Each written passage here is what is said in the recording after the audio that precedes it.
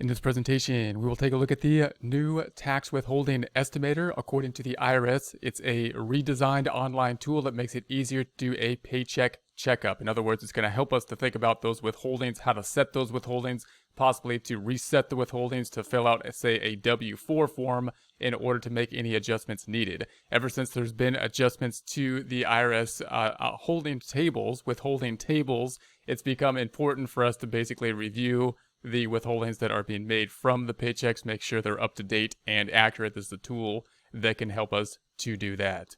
We'll read through what the IRS has to say about it, and then we'll go through and we'll do an estimate, an example of this tool, and use this tool, see what it looks like. The Internal Revenue Service today launched the new Tax Withholding Estimator, an expanded, mobile-friendly online tool designed to make it easy for everyone to have the right amount of tax withholding during the year. Sounds promising. The Tax Withholding Estimator replaces the Withholding Calculator, which offered workers a convenient online method for checking their withholdings. So this is basically an update to the calculator. The new Tax Withholding Estimator offers workers as well as retirees, self-employed individuals, and other taxpayers a more user-friendly step-by-step tool for effectively tailoring the amount of income tax they have withheld from the wages and pension payments.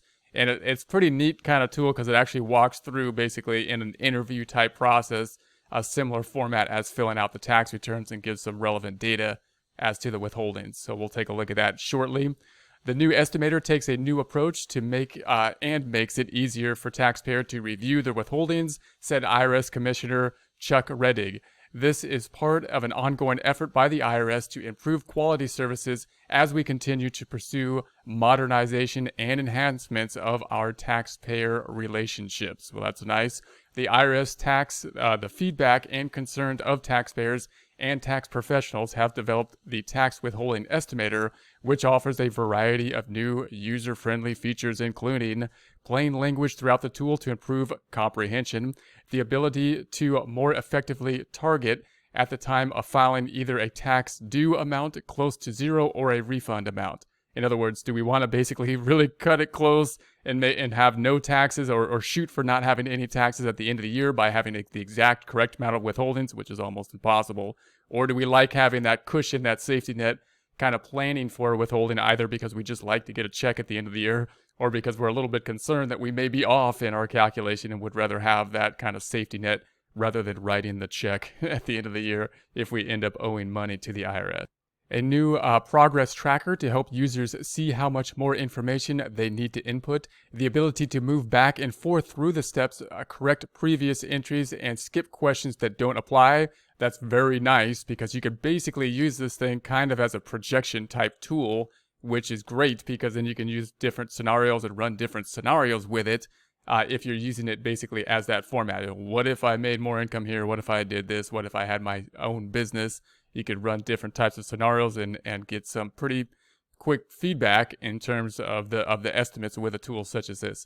Enhanced tips and links to help the user quickly determine if they qualify for various tax credits and deductions. Self-employment tax for users who has self-employment income in addition to wages and pensions. This is always a problem if you're working and trying to estimate your taxes. You're trying to figure out how much should you withhold, but you have other income sources. Well, now this tool will help you basically do a projection, which is a more advanced type of tool that's very nice if we want to do the withholdings properly and really do them well. Automatic calculation of the taxable portion of any Social Security benefits. That's nice. A mobile-friendly design. Now, we won't be doing anything with a mobile-friendly design. We're not advanced enough for the mobile-friendly design, but that could be very useful to some individuals, and it says it's going to be set up to be mobile-friendly, so that could be very helpful for some individuals. In addition, the new Tax Withholding Estimator makes it easier to enter wages and withholding for each job held by the taxpayer and their spouse, as well as separately entering pensions and other sources of income. At the end of the process, the tool makes a specific withholding recommendations for each job and each spouse and clearly explains what the taxpayer should do next. Now, this could be a huge benefit because, again, we're basically looking at a projection type of tool, which usually you would need tax software to do more advanced types of projections. Now, I've entered a couple type of estimates into here, and it could be a little bit glitchy still, but if once they get it working forward and getting it completed well, it should work. Could be really nice because it can allow people that don't have access to tax software to basically run projections with it. It runs well for basically pretty simple type of tax returns, give really good feedback for them. The more complex tax returns, you probably want, tax software to do a proper projection, but it might be a tool, and once they get it basically nailed down and set up well, that could be really useful to a lot of individuals, even those with more advanced type of tax situation. The new Tax Withholding Estimator will help anyone doing tax planning for the last few months of 2019. Like last year, the IRS urges everyone to do a paycheck checkup and review their withholding for 2019. This is especially important for anyone who faced an unexpected tax bill or a penalty when they filed last year. So you'll note there's a huge overhaul in the taxes last year. For most people, that would reduce the taxes. However, even though a lot of people may have had their taxes reduced, they also may have had adjustments to the tax withholding tables because the thought was that basically people would want to get a benefit in their paycheck. So it might have been the case that even if they paid less taxes, they ended up owing taxes at the end due to the decrease in the withholding table. So in other words, if there was adjustments last year to the withholding tables and the taxes, hopefully it's an overall benefit, but you want to make sure that you're going to go in and make the withholdings correct as of the new law. If you owed last year, then you really want to go in this year and take a look, make sure that you have those withholdings set up and make any adjustments at the end of the year you can, so that you don't have an unexpected payment to the IRS at the end. It's also an important step to those who made withholding adjustments for 2018 or had major life changes. Obviously, anytime there's a major difference, if there's a retirement, new job, increase in wages, second income source of some kind, then you want to make another adjustment.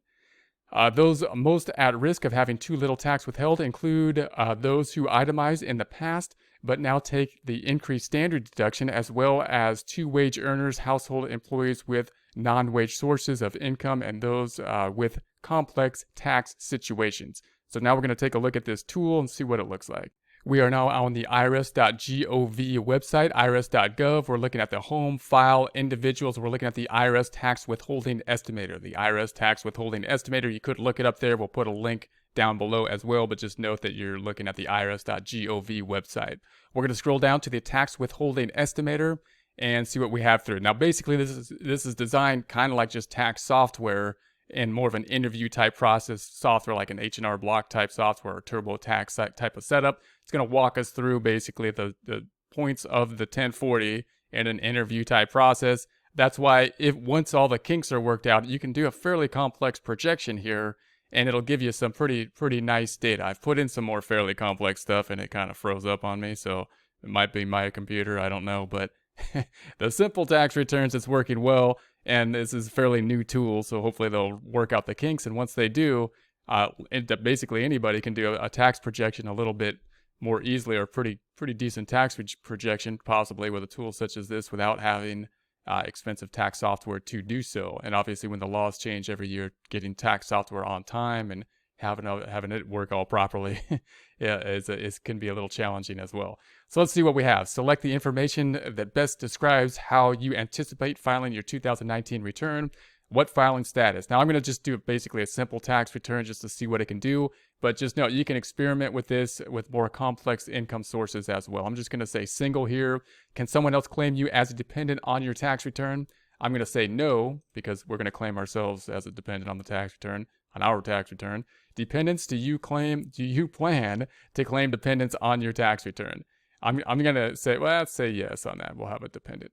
How many dependents do you anticipate? Let's say we have one dependent, one child, we're going to say. Do you hold a job that regularly receives paychecks that are subject to federal income tax withholding? We're going to say, yes, we do. We have basically a W-2 employee type job. And how many jobs do you expect to hold this year? We are satisfied with our one job to hold that. Obviously, if we have more than one job, it gets more complex, and this tool will be more useful than the prior tool was because it can calculate and give feedback on multiple jobs, which is more complex. Will you receive pension? Will you receive income from a pension this year? We're going to say no.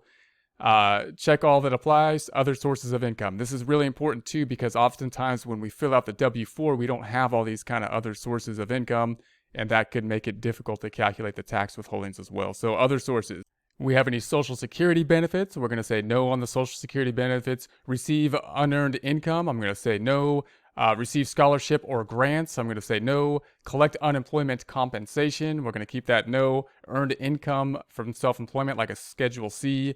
No. And we're going to say have earned income from other sources. So again, I'm going to keep this simple here, but just note that you have these options, and these are the things that really complex something like estimating how much of a withholding you're going to need. And then demographics, I will be 65 or older. I'm going to say no, and I'm going to say, are we blind? No. Those would be important because they could change things like the standard deduction and whatnot. So now we're in the income and withholdings. Enter your income and withholdings for each job and or pension you will earn income from this year. Each job should be entered separately. The order in which you enter them does not matter. Round to the nearest dollar. So now we're going to enter this information. Do you expect to hold this job all year? We're going to say yes, yes we do. How frequently are you paid? We're going to say that we're going to get paid once a month. So we'll say once a month. On what date did your most recent pay end?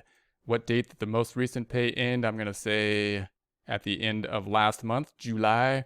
And then enter the total wages. Now this is what we would get from our pay stub.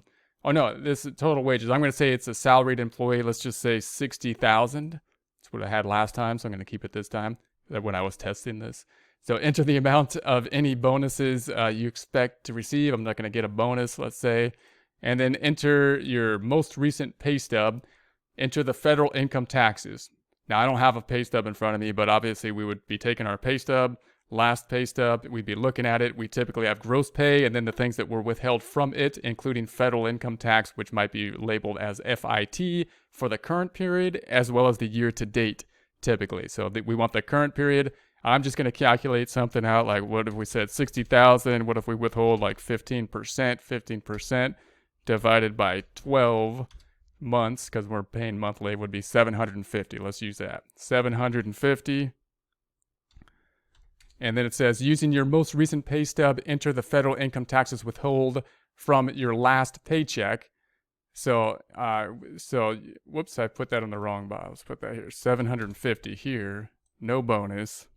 Then it says, using your most recent pay stub, enter the total federal income tax withheld so far this year. So how much did we withhold so far this year?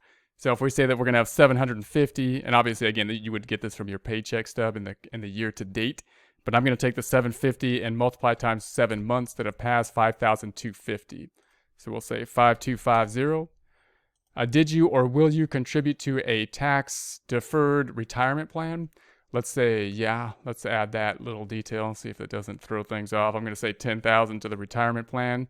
So that's within the business. Also note that this gross income up here is great. If you want the detail on it, it's pre-tax wages, our gross wages, salaries, tips you expect to receive as compensation for your job before contributions for any tax-favored benefits such as a 401k plan or health insurance premiums, and before any deductions for taxes. So there we have that. Did you or will you contribute to an HSA, FSA, pre-tax child credit, and so on and so forth? I'm going to say no, and then we'll say next.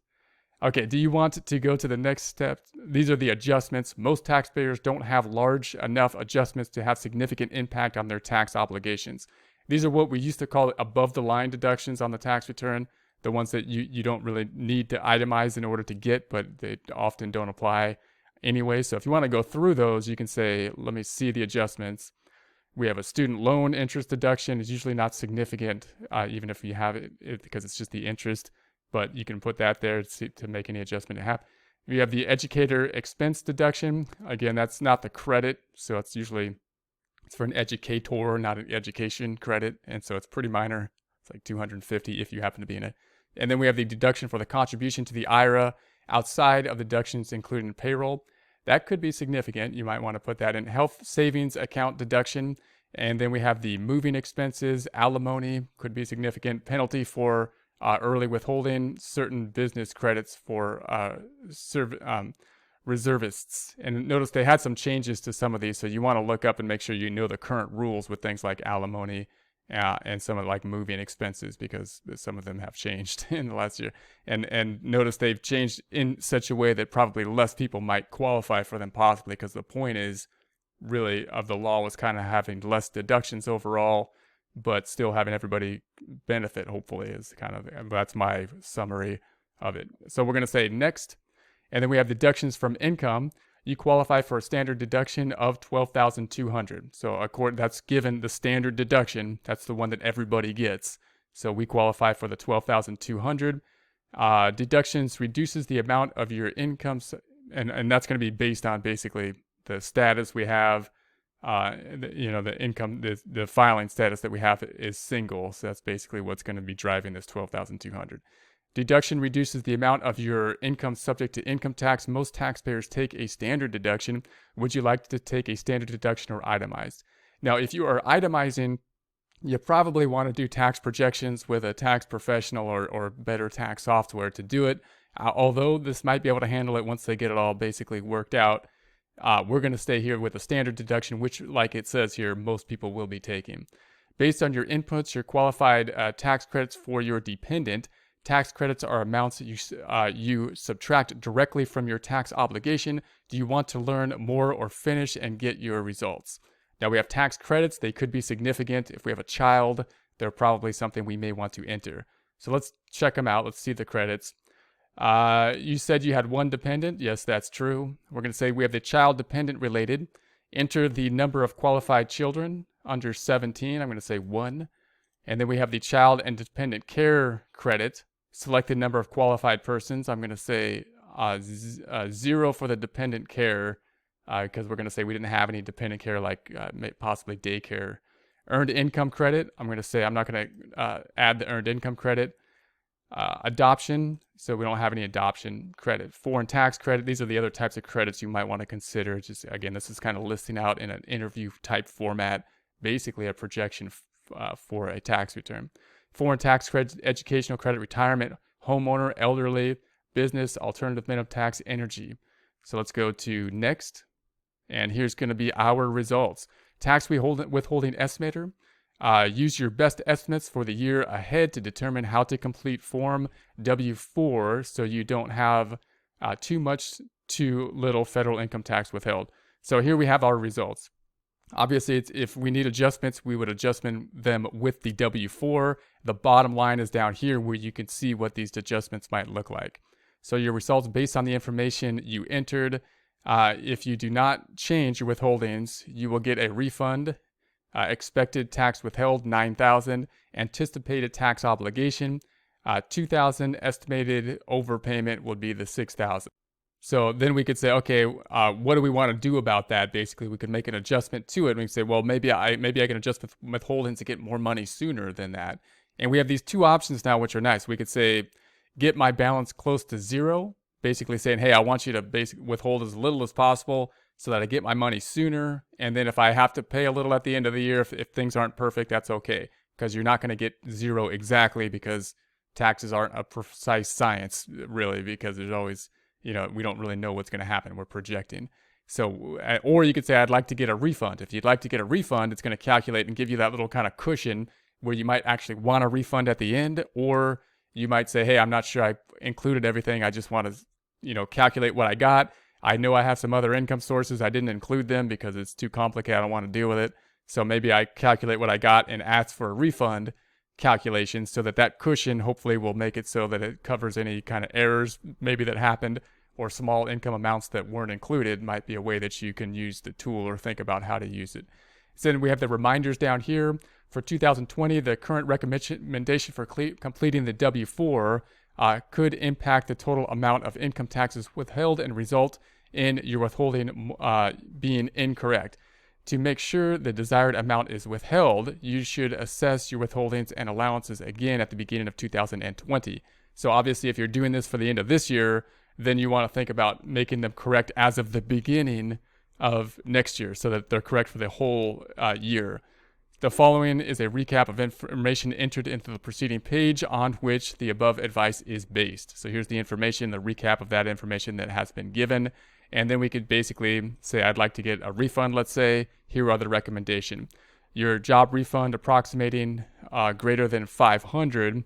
Your job, we can complete the W-4 as follows. And it actually tells you line by line what to put on the W-4. Complete line 1 and 2. On line 3, check the box for single. On line 5, enter 11. On line 6, enter 0. Sign and date. That's pretty straightforward because the W-4 form is not a fun, pretty form sometimes because it's getting more complex as things get complex. And if you go this way, how about this recommendation?